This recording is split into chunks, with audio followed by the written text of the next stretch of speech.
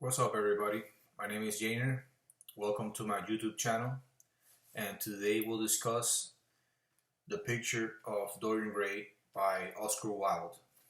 So I thought this book was fascinating for all of his ideas and how the ideas reading in the book relate to our current times. And so along the way, I took a bunch of notes, and I would like to dive into those concepts with you guys along the way. So at the very beginning of the book, there's this idea that art means freedom, and I kind of like the direction in which Oscar Wilde wanted to take his work and his idea of art.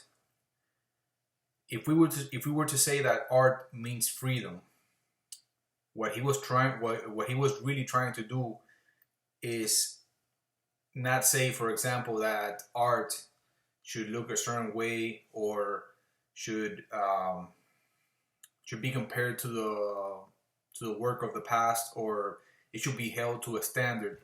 What he was really trying to say is that art is just anything that can be created that is different, that causes somebody to be amazed when they first look at, let's say, a portrait, or it could also we could also be talking about a book. I mean, not everyone is supposed to like a book, but if one person, if only one person can skim through a book or come across an idea of a book, let's say, and I'm taking the example of a book, then it could be considered art. He didn't really want to make art something. He didn't want art to have a standard, or something that it would aspire to. He didn't want to. He didn't want to make art have limits. That's what he was trying to do early in the book. Another criticism that I came across that Oscar Wilde um, was intending to critique was the criticism of dogma, especially in the church. He was saying something along the lines that even bishops who entered the church or started to work for the church in their early 20s, or when they were really young, they would adopt certain ideas, and then towards the end of their lives, they would still hold the same ideas, and they were unwilling to change, to gain new perspectives, to evolve their thoughts. And I feel, in a way,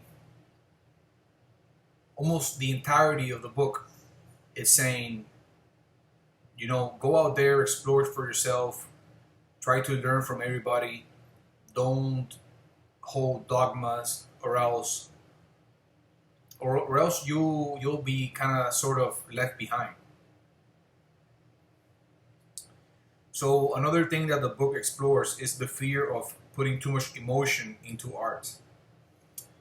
We should remember how Basil, the painter in the book, who draws the portrait of Dorian Gray, how he lets his emotions kick in, and he's like super inspired by Dorian Gray. Dorian Gray is sitting, um, he's sitting for him as Basil is painting him, and all of a sudden he's inspired by the beauty of this man, and he later on he comes to the realization that he does not want to present his portrait. He doesn't want to take it to a gallery, or have the world see it, because he's afraid the painting has too much emotion regarding himself as an artist. He says the picture has too much in him for anybody else to see it, so he wishes to keep it private. So what Oscar Wilde is trying to get at here is just the fear of creating art and putting too much of yourself into the art, making yourself too vulnerable. But well, my critique to that is if you only attempt to make art, which is very is not complete in the sense that it does not tell the whole truth, then by default the art you are creating is untrue. It's kind of fake. So that's just all I have to say about the thought of not being real, not being able to put forward your emotions, to put forward your true feelings, how you really feel, your true beliefs. In a way, Dorian Oscar Wilde is trying to present this idea that there seems to be a lot of art, which is it's kind of like occult art. It's like hidden. It's hiding something. Like it's hiding the feelings of the painter, of the musician, of the actor, and it's like a bad thing to expose yourself completely to the work. The book is also criticizing realism. I assume what they mean by realism is, a perfect picture, just like the portrait of Dorian Gray, because it reveals the true intentions of the artist. Another critique I came across was the critique of having feelings for someone. So you can tell that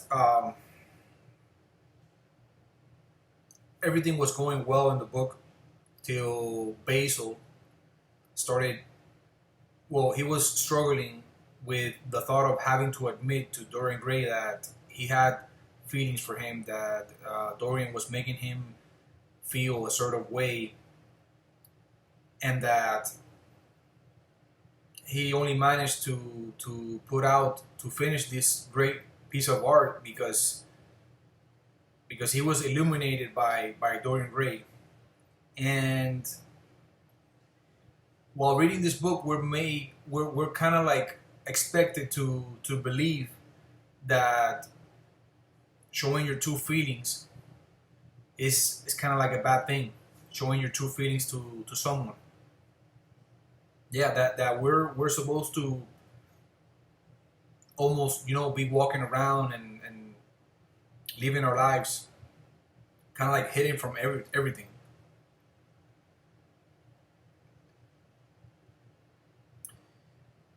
The book also explores self-development and influence in Dorian Gray. So Dorian Gray basically is trying to develop, as he's trying to develop his beliefs, his way of life, his philosophy, but also it is also exploring the influence his other friend has over him, Lord Henry. And it's also trying to get at whether or not art can have influence over someone's action. I believe art can definitely have influence over somebody's actions, because the art we are exposed to since we are young, can definitely shape our beliefs and our dogmas and philosophies and all of that. Um, I do not think that art can have direct influence over our action, but over the long run, it can definitely develop our mindset.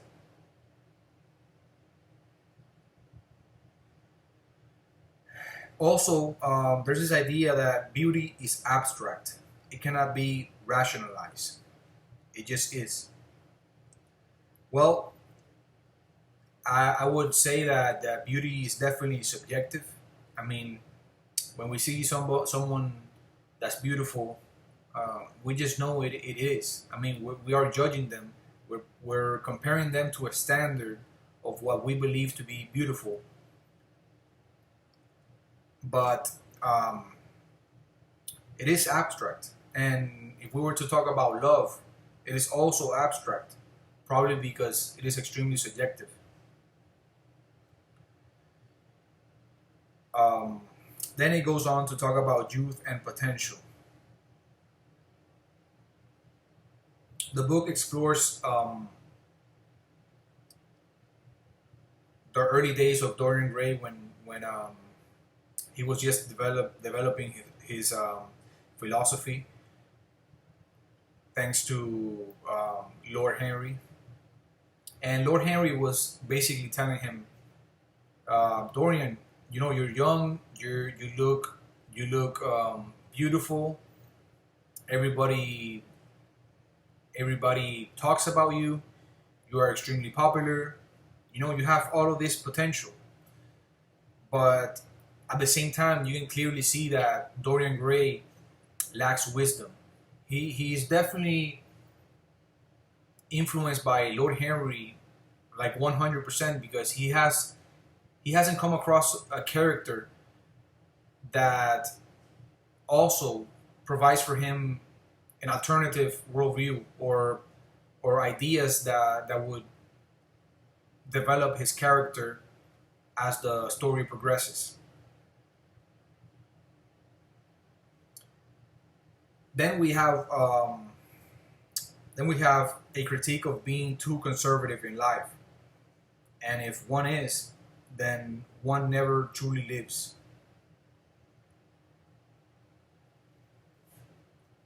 So Dorian Gray is expected to be conservative, you know, to learn as he goes. But there's this idea that if anyone is too conservative in life and never makes mistakes, then one can never truly live. It is not enough for people to be told, hey, don't do this because you'll fail, or you know, don't take this path because you might get hurt. It is also kind of a necessity for people to fail, for people to fall, to be hurt sometimes, or else you cannot fully grasp the experience and what it has to teach you.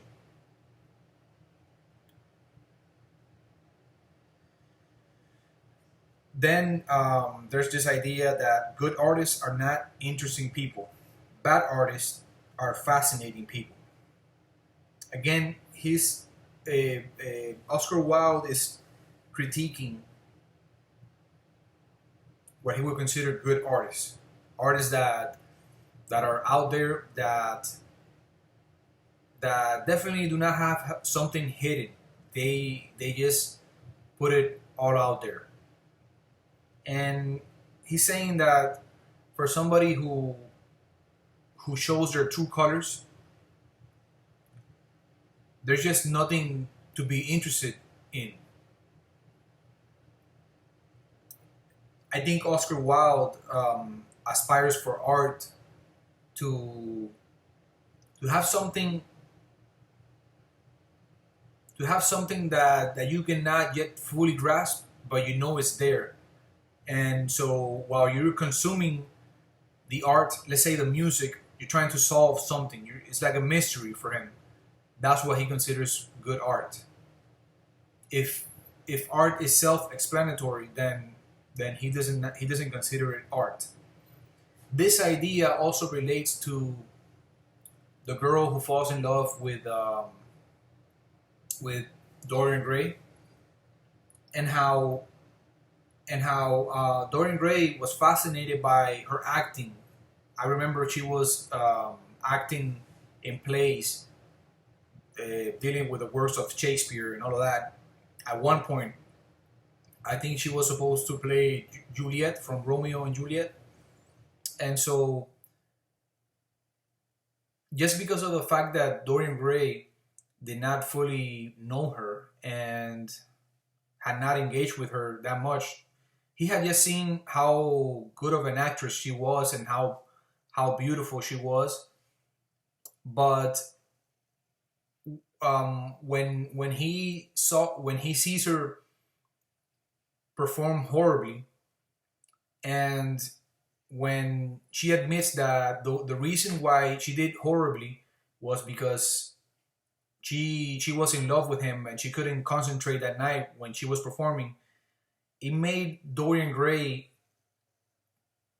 step back and be like, hey, there's really nothing more interested in you. I really liked you because in a way I felt like there was a lot more to you than just, well, he's trying to say, I thought that you were perfect and you were really not, and now I know exactly what your limits are. So Dorian Gray puts her on a huge pedestal where she has no limits, and once he discovers that she's just human, she's not really interested to him anymore. So yeah, there's this idea that Oscar Wilde is trying to put out there, that if one wishes to remain captivated by art or by a person, then one must aspire, or it's almost like a necessity that one is always trying to solve a problem which they do not fully understand. I mean, it's almost as if some people cannot function properly or are not satisfied with life if they have it all solved, in their life. People need problems.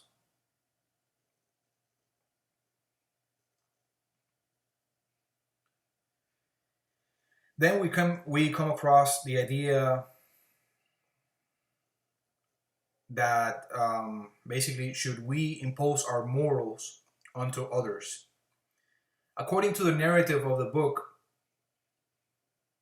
Lord Henry simply says that one should live life.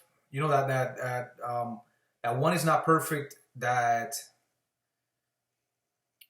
one should just let people be who they are and do what they have to do. And it's funny how he says that a strange character is just a specimen for him, worthy of study. So he studies everybody psychologically, and for him, people are just material of study.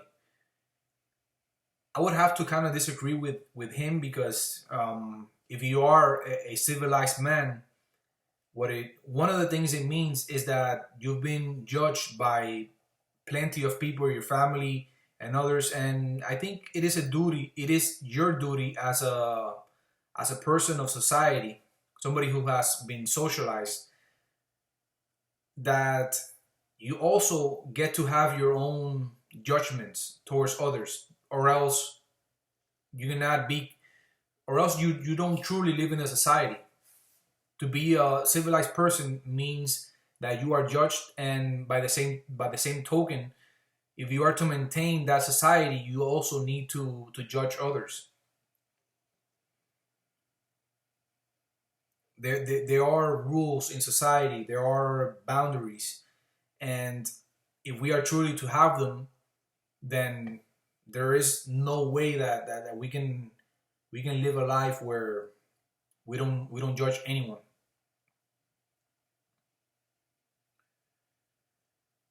It also hints that God places limits and is possible limitations. I mean, we can relate that to the previous statement, that maybe God is has to do with limits within society and what you can do and what you cannot do. Then we come across the idea of ignoring what is truly happening, just letting life happen, the fear of letting one's emotions take over.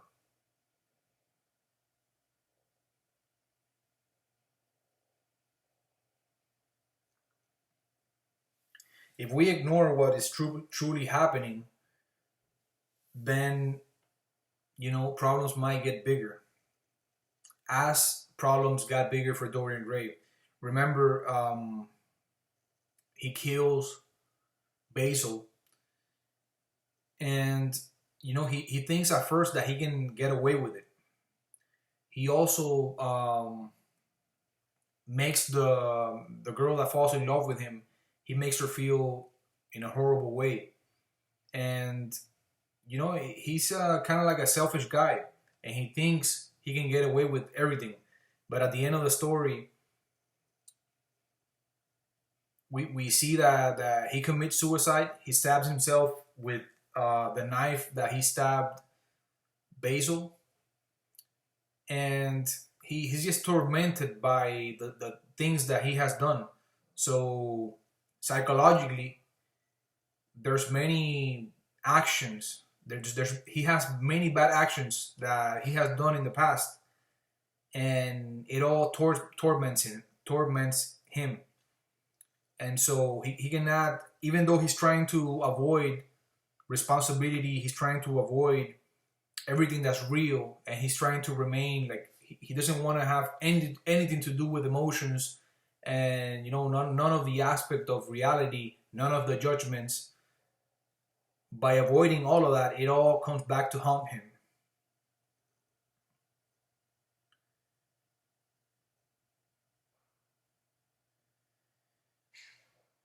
Then I think it was Lord Henry who says, "A man can be happy with any woman as long as he does not love her." It probably is getting at the idea that once you give yourself in, once you say, "Hey, this is who I truly am. This is what I'm about. I have nothing to hide from you or from anyone." Sometimes by putting our guards down, we're just in a vulnerable position.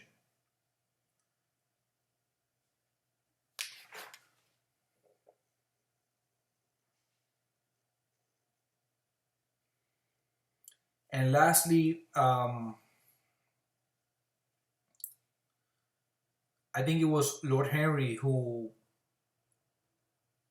he compares country life to civilian life as he's having a dialogue with Dorian Gray.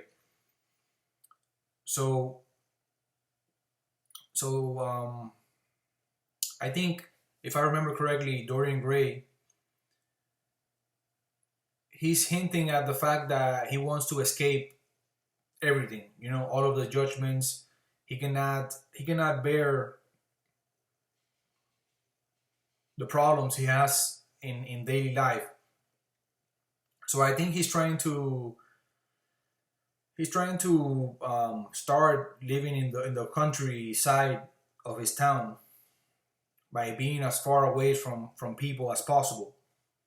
And so, yeah, there's also a comparison to civilian life, which is what Lord Henry is comparing country life.